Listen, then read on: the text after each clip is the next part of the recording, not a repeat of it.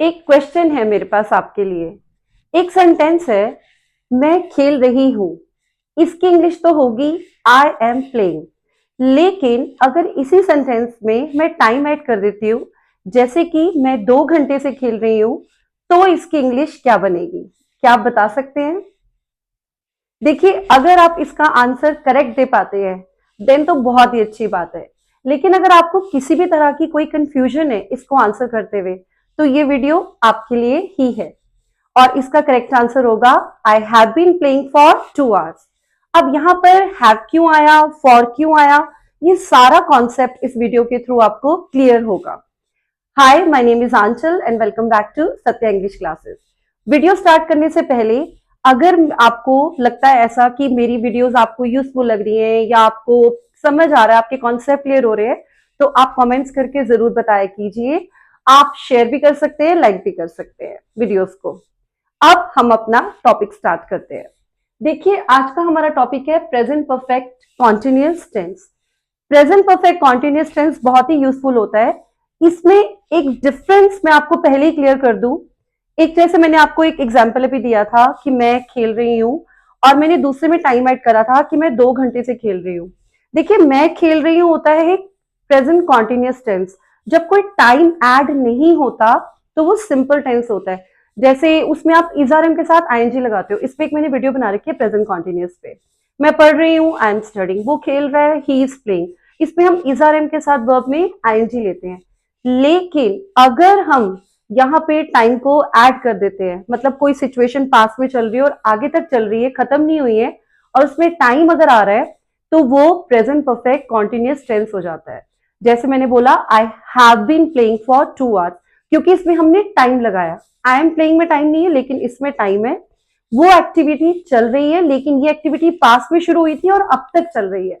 तो ये डिफरेंस है, इसको और बेटर वे में अब आगे समझते हैं।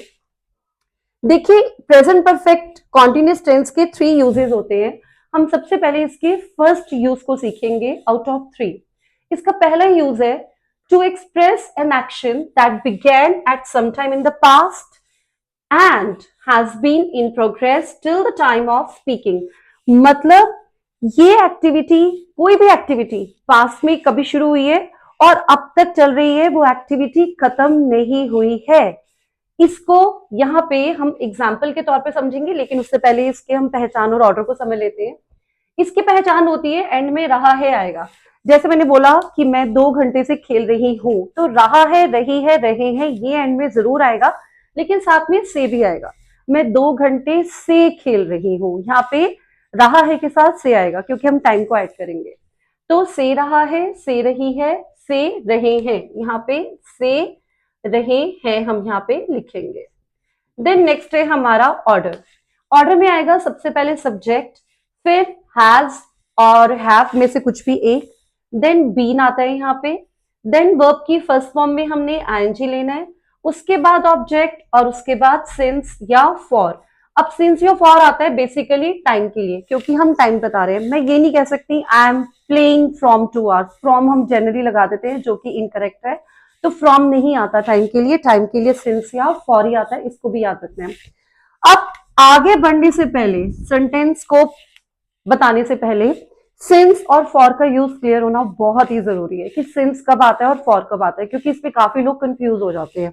तो सिंस को समझते हैं सबसे पहले। सिंस का मतलब होता है स्टार्टिंग पॉइंट, शुरुआत का जो टाइम होता है। जैसे कि आप कोई भी यहाँ पे डे दे रहे हो, आपने काम कब शुरू करा, संडे से, तो एग्जैक्ट डे आएगा। एक तो इसको ऐसे भी समझ सकते हो कि एग्जैक्ट टाइम दे रहे हो, एग्जैक्ट है संडे, मुझे पता है, मेरे को डे में कोई कंफ्यूजन नहीं है कि कौन से दिन शुरू हो रहा है। तो संडे अगर एग्जैक्ट डे आ रहा है, ये मंडे भी हो सकता है, ट्यूसडे भी हो सकता है, कोई भी दिन, कोई भी मंथ अगर क्लैरिटी से बताए, जनवरी, फरवरी, मार्च, अप्रैल, कोई भी, तो कोई भी मंथ आ रहा है तो भी सिंस आएगा। कोई भी डे है, सिंस आएगा। कोई भी मंथ है, एग्जैक्ट पता है, सिंस आएगा। एग्जैक्ट पता होना चाहिए। कोई भी सन हमें एग्जैक्टली पता है, 2015, 2020, 2010, कोई भी सन, 1995, कोई भी सन जो एक्यूरेट है, हमें एग्जैक्टली पता है, तो वहां पे भी सिंस आएगा। Since Sunday, since January, since 2015। Then since कब आते हैं, अगर आप एग्जैक्ट घड़ी का टाइम बता रहे हो, जैसे सिंस 5 AM, ठीक है, सिंस 4 o'clock, हमें एग्जैक्ट टाइम पता है, इसमें हमें टाइम में कोई डाउट नहीं है, तो वहां पे भी हम सिंस ही लेंगे।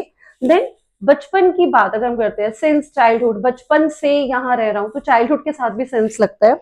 देन मॉर्निंग, इवनिंग, आफ्टरनून, इनके साथ भी सिंस लगता है। देन लास्ट नाइट, अब हम कहते हैं last month, last night, last Sunday, ऐसा कुछ लास्ट लग जाता है ना साथ में, तो भी सिंस ही आता है, क्योंकि ये स्टार्टिंग पॉइंट को यहाँ पे डिनोट करता है। तो आई होप सिंस आपको यहाँ पे क्लियर हो गया होगा। इसका शॉर्ट पे आप कह सकते हो कि एग्जैक्ट आपको पता चल रहा है। देन नेक्स्ट आता है फॉर। फॉर आता है ड्यूरेशन के लिए। अब यहाँ पे थोड़ा टाइम जो है वो अनक्लियर रहेगा, हमें क्लियर नहीं है, एक ड्यूरेशन है कि इतनी देर तक, ठीक है। जैसे कि 2 दिन से, अब मुझे पता ही नहीं कौन से 2 दिन है, मंडे है, ट्यूसडे है, वेंसडे है, Thursday, I am not clear with the time, I am not clear with the days. तो यहाँ पे मैंने बोला 2 दिन, कोई भी 2 दिन हो सकते हैं, पर यहाँ पे देखो एक्यूरेट था संडे। पर जब मुझे अनक्लियर है तो मैंने क्या लिया, for 2 days, for 3 days, for 5 days। Months भी सिमिलरली मुझे अनक्लियर है, फॉर 5 months, फॉर 10 months, लेकिन यहाँ पे मुझे मंथ्स क्लियर था, जनवरी, मैंने बिल्कुल एग्जैक्ट लिया था। यहाँ पे अनक्लियर है तो फॉर आएगा। Then for 6 years, for 10 years, for 15 years, मुझे अनक्लियर है, लेकिन यहाँ पे मेरे पास जो ईयर था वो बिल्कुल एक्यूरेट था, 2015 मुझे पता था। तो अगर हमें अनक्लियर आ रहा है तो हमें फॉर लेना है। देन नेक्स्ट है फॉर, यहाँ पे आप कह सकते हो 4 hours, अब कोई भी हो सकता है 5 hours, पर यहाँ पे मुझे टाइम बिल्कुल क्लियर था कि 5 AM या 4 o'clock, लेकिन यहाँ पे है 4 घंटे, 5 घंटे, पता नहीं कौन से हैं ये, तो हमें बड़ा अनक्लियर सा टाइम है, तो फॉर आता है, ये ड्यूरेशन है। देन फॉर एजेस, बहुत टाइम से बात, बहुत पुरानी बात कर रहे हैं कि सदियों से चलता आ रहा है, for ages, for a few minutes. Then यहाँ पे हम कह सकते हैं for a long time, some time, जैसे फॉर सम टाइम, बड़ा अनक्लियर है, कुछ एग्जैक्ट नहीं है, एक्यूरेट नहीं है। तो जब टाइम अनक्लियर होता है और ड्यूरेशन आती है तो वहां पे हम फॉर का यूज करते हैं। I hope the difference between since and for is clear to you all. इसको आप प्रैक्टिस जरूर कीजिएगा ताकि बिल्कुल ही क्लियर रहे। अब जब हमें सिंस फॉर क्लियर हो गया तो यहाँ पे हम अपने सेंटेंसेस बना सकते हैं। तो पहचान मैंने आपको बता दी थी, ऑर्डर भी मैंने आपको बता दिया था। अब इसी पहचान और ऑर्डर को हम यूज करके अपने सेंटेंसेस फ्रेम करेंगे। सबसे पहले आएगा अफर्मेटिव सेंटेंस, जिसे हम पॉजिटिव सेंटेंस भी कहते हैं, पर उससे पहले उसकी हिंदी समझेंगे। जैसे एक सेंटेंस है, मेरा यहाँ पे सेंटेंस हो सकता है कि मोना बैंक में 10 सालों से काम कर रही है। मोना बैंक में 10 सालों से काम कर रही है। अब यहाँ पे मैंने टाइम दिया 10 सालों से काम कर रही है। I can write this sentence ताकि आपको एक क्लैरिटी हो जाए। यहाँ पे मोना 10 सालों से बैंक में काम कर रही है। अब यहाँ पे हमने टाइम बताया कि वो इतने टाइम से बैंक में काम कर रही है, एंड में आगे रहा ही रही है, और यहाँ पे हमने टाइम पीरियड भी दिए। तो आप एक चीज ध्यान दीजिएगा कि यहाँ पे पास्ट से काम चल रहा है, जैसे मैंने बताया एक्शन पास्ट से शुरू हुआ है और अभी तक चल रहा है, वो खत्म नहीं हुआ, ठीक है, अभी तक चल रहा है। तो इसलिए इसमें परफेक्ट का हैजर भी आएगा, कॉन्टिन्यूस का आईएनजी भी आएगा, इसको हमें ध्यान रखना है। तो अब इस ऑर्डर को फॉलो करेंगे। मोना अगर 10 सालों से बैंक में काम कर रही है तो सब्जेक्ट सबसे पहले आएगा। मेरा यहाँ पे सब्जेक्ट है मोना, जिसकी बात हो रही है, जिसकी बात हो रही है वो हमारा सब्जेक्ट होता है। देन हैज या हैव, ये मैंने आपको परफेक्ट टेंसेस में बता रखा है कि एक के साथ हैज आता है। मोना एक नाम है, यहाँ पे हैज आएगा। तो मोना हैज, हैज के साथ बीन आपको लगाना है क्योंकि परफेक्ट कॉन्टिन्यूस है। तो मोना हैज बीन। अब हम इसी ऑर्डर को फॉलो कर रहे हैं। मोना हैज बीन, वर्ब की फर्स्ट फॉर्म में आईएनजी। यहाँ पे एक्शन है काम करना, वो काम कर रही है, तो वर्क में आईएनजी लगेगा। वर्क मेरा वर्ब है, वर्ब की फर्स्ट फॉर्म में। तो मोना हैज बीन वर्किंग, वो कहाँ पे काम कर रही है, वो मेरा ऑब्जेक्ट है, बैंक पे। एट द बैंक, छोटी जगहों के लिए हम एट लेते हैं, तो एट द बैंक, बैंक मेरा ऑब्जेक्ट हो गया। अब मुझे टाइम पीरियड लेना है यहाँ पे, प्लस सिंस फॉर। तो अब सिंस आएगा या फॉर आएगा? अब ध्यान दीजिए 10 years है, 10 years है। 10 years बहुत ही अनक्लियर टाइम पीरियड है, जैसे मैंने आपको बताया था, अगर टाइम पीरियड अनक्लियर होता है, यहाँ पे अनक्लियर है, तो हम फॉर लेंगे। तो हमारा पूरा सेंटेंस क्या बना, Mona has been working at the bank for 10 years। इसको ईयर्स भी नहीं कहना, ईयर्स से लेना है, ईयर्स, ईयर्स तो कहा ना जाते हैं वरना, ठीक है, ओके। अब इसका ये हुआ हमारा अफर्मेटिव सेंटेंस, जिसे हम पॉजिटिव सेंटेंस भी कहते हैं। अब आएगा हमारा नेगेटिव नॉट वाला सेंटेंस। बड़ा सिंपल है, इसमें कुछ भी नहीं करना। आपको हैज के बाद नॉट लेना है, बाकी एज इट इज रहेगा, बाकी कुछ भी नहीं करना। अगर मैं कहती हूँ मोना 10 सालों से बैंक में काम नहीं कर रही है, तो इंग्लिश क्या बनेगी? Mona has not been doing. बस हैज के बाद नॉट लेना है, हैज और बीन के बीच में नॉट आएगा, इतना ध्यान रखना। हैज बीन नॉट नहीं हो सकता। तो Mona has not been working at the bank for 10 years। Very simple, इसमें कुछ भी नहीं करना, बस हैज के बाद नॉट लेना है, फिर बीन आएगा। ये हुआ हमारा नेगेटिव मतलब नॉट वाला सेंटेंस, नकारात्मक वाक्य। अब आएगा इंट्रोगेटिव। क्या मोना 10 सालों से बैंक में काम कर रही है? इसमें भी बड़ा सिंपल है, आपको सिर्फ हैज को ही बाहर लेना है, बाकी एज इट इज रहेगा। तो क्या बनेगा सेंटेंस? क्या मोना 10 साल से बैंक में काम कर रही है? Has Mona been working at the bank for 10 years। बस हमने हैज को बाहर लिया, रेस्ट एज इट इज रहेगा। ये हुआ हमारा इंट्रोगेटिव, और इंट्रोगेटिव में हमने एंड में क्वेश्चन मार्क भी यहाँ पे पुट कर दिया।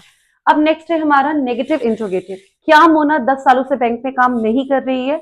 तो इसमें हैज ही बाहर रहेगा, और यहाँ पे हमने नॉट ऐड करना है, तो हम बोलेंगे has Mona not been working. हमने सब्जेक्ट के बाद नॉट लेना है, तो क्या बोलेंगे? Has Mona not been working at the bank for 10 years। I hope ये आपको समझ आया होगा। ये चारों सेंटेंसेस हमने इस ऑर्डर को लेके यूज करे हैं, हमें पहचान क्लियर होनी चाहिए। सिंस फॉर कहाँ आता है, ये बहुत अच्छे से पता होना चाहिए, क्योंकि इस पे काफी लोग कंफ्यूज होते हैं। तो इसको अगर आप अच्छे से प्रैक्टिस करेंगे, आप कभी भी पजल नहीं होंगे। एक दो एग्जाम्पल और हो सकते हैं, जैसे मैं कहती हूँ मैं दिल्ली में 5 सालों से रह रहा हूँ, तो यहाँ पे हम क्या बोलेंगे? I have been living in Delhi for 5 years। अगर आप कहते हो मैं बचपन से रह रहा हूँ, मैं दिल्ली में बचपन से रह रहा हूँ, तो I have been living in Delhi for, sorry, since childhood. अगर आप बचपन से कह रहे हो तो I have been living in Delhi since childhood. तो आपको ये देखना है सिंस आएगा, फॉर आएगा, और इस टाइप के सेंटेंसेस आप खुद से भी फ्रेम कर सकते हैं।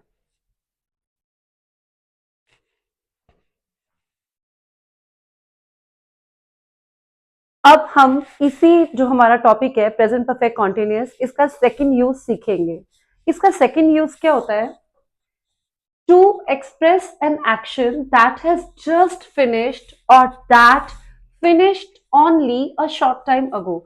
मतलब इसका ये हुआ कि कोई भी एक्शन जो आपने पास में शुरू करा था, वो जस्ट अभी फिनिश हुआ है, ठीक है, और अभी कुछ टाइम पहले ही वो खत्म हुआ है। उसका इम्पैक्ट, उसका रिजल्ट आपको विजिबल होगा, लेकिन मतलब जो उसका रिजल्ट है, जो भी एक्शन आपने खत्म करा है, उसका रिजल्ट आपको विजिबल रहेगा। ये आपने यहाँ पे थोड़ा सा ध्यान देना है। तो ये इसका यूज है। अब इसके ऊपर सेंटेंस कैसे फ्रेम होंगे वो देखना है। यहाँ पे एक सेंटेंस है, फर्श गीला है, बारिश हो रही थी। अब यहाँ पे कोई कह सकता है कि मैम आपने थी क्यों लिया, क्योंकि ये तो है आना चाहिए, प्रेजेंट परफेक्ट कॉन्टिन्यूअस है।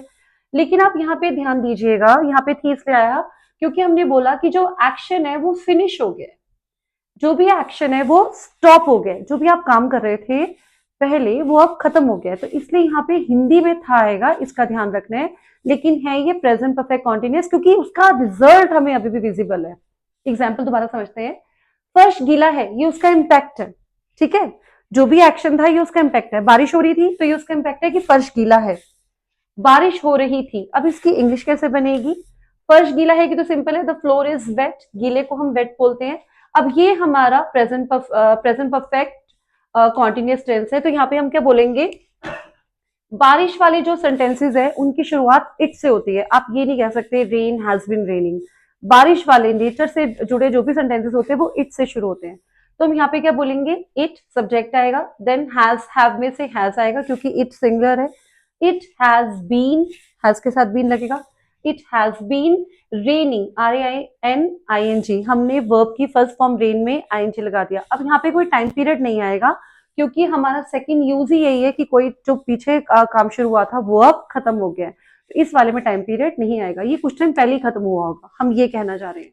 तो I hope the sentence is clear. फर्श गीला है, बारिश हो रही थी, the floor is wet, it has been raining. ये हुआ हमारा अफर्मेटिव सेंटेंस, पॉजिटिव सेंटेंस इसे हम कहेंगे। अब इसका नेगेटिव कैसे बनेगा? फर्श गीला है, इसको तो हम द फ्लोर इज वेट ही बोलेंगे। बारिश नहीं हो रही थी, हमें हैज के बाद नॉट लेना है, बाकी एज इट इज रहेगा। It has not been raining, हमने हैज के बाद नॉट लिया, ये मैंने आपको पिछले अभी पहले भी बताया था। ये हुआ हमारा नेगेटिव जिसमें हमने नॉट लिया है। अब आएगा इंट्रोगेटिव। क्या बारिश हो रही थी, तो इसको बनाना है। द फ्लोर इज वेट, तो एज इट इज ही रहेगा। क्या बारिश हो रही थी, तो ये जो हैज है, ये हैज ही हमारा सेंटेंस के बाहर आ जाएगा, बाकी एज इट इज रहेगा। हैज बाहर आ गया तो अंदर क्या बचा, इट बीन रेनिंग। तो क्या बना sentence, has it been raining. और क्योंकि ये क्वेश्चन है तो यहाँ पे क्वेश्चन मार्क आ जाएगा, क्योंकि ये इंट्रोगेटिव है। अब नेक्स्ट है, क्या बारिश नहीं हो रही थी। इसमें नहीं भी आ रहा है और हमारा क्वेश्चन मार्क भी यहाँ पे आएगा।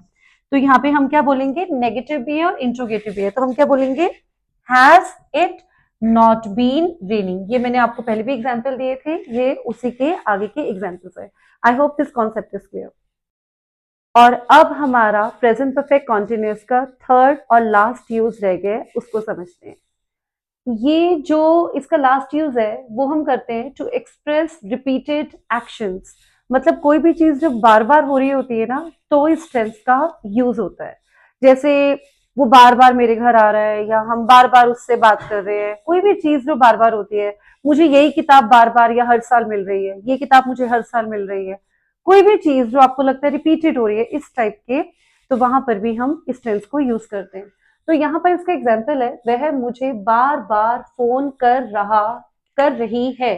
वह मुझे बार बार फोन कर रही है तो एंड में आएगा आएगा, लेकिन ये रिपीटेड एक्शंस भी हैं। ठीक है, तो यहाँ पे ऑर्डर तो वही चलेगा, सब्जेक्ट के बाद हैज या हैव, फिर बीन, फिर वर्ब में आईएनजी और फिर हमारा ऑब्जेक्ट। तो यहाँ पे क्या सेंटेंस बन सकता है, सबसे पहले सब्जेक्ट वह को हम शी बोलेंगे क्योंकि लड़की है।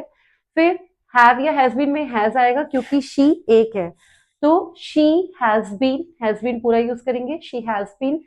वर्ब की फर्स्ट फॉर्म है कॉल, कॉल में आईएनजी लग जाएगा। तो क्या बन रहा है sentence, she has been calling me, हो गया ऑब्जेक्ट यहाँ पे, she has been calling me repeatedly, बार बार। तो यहाँ पे हमारा ये सेंटेंस फ्रेम हो गया। ये होता है पॉजिटिव सेंटेंस। पॉजिटिव मतलब इसमें कोई भी नेगेटिव या कोई भी क्वेश्चन नहीं आ रहा, एक सिंपल स्टेटमेंट है। अब अगर किसी को नेगेटिव करना है कि वो मुझे बार बार कॉल नहीं कर रही है, अगर नहीं आ जाता है तो वो होते हैं नेगेटिव सेंटेंसेस, जिसे हम कहते हैं नकारात्मक वाक्य। तो वहां पे बहुत सिंपल है, बस हमें हैज के बाद ही नॉट ऐड करना है, रेस्ट हमारा एज इट इज रहेगा। हैज और बीन के बीच में नॉट आएगा, ये मैं पहले भी बता चुकी हूँ। तो सेंटेंस क्या बनेगा, she has not been calling me repeatedly, और ये हुआ हमारा नेगेटिव सेंटेंस, मतलब नकारात्मक वाक्य। अब आएगा यहाँ पे क्वेश्चन, इंट्रोगेटिव सेंटेंस, क्या वो मुझे बार बार कॉल कर रही है। तो यहाँ पे आई गेस ये अब आप इजिली सेंटेंस क्वेश्चन में बना सकते हो। आपने क्या करना है, सिर्फ हैज को बाहर लेना है, रेस्ट एज इट इज रहेगा। तो क्या बनेगा sentence, has she been calling me repeatedly, और फिर एंड में क्वेश्चन मार्क, क्योंकि ये इंट्रोगेटिव है। ये हुआ हमारा प्रश्नवाचक। अब लास्ट रह गया नेगेटिव इंट्रोगेटिव, क्या वो मुझे बार बार कॉल नहीं कर रही है। तो ये भी बहुत ईजी है। हैज शी, अब जो आपने ये लिखा है बस सब्जेक्ट के बाद नॉट लगाना है, has she not been calling me repeatedly, और ये हुआ हमारा नेगेटिव इंट्रोगेटिव। तो यहाँ पे आज हमारा present perfect tense with 3 uses हम यहाँ पे खत्म करते हैं। होपफुली आपको सारा कॉन्सेप्ट समझ आया होगा। Bye bye.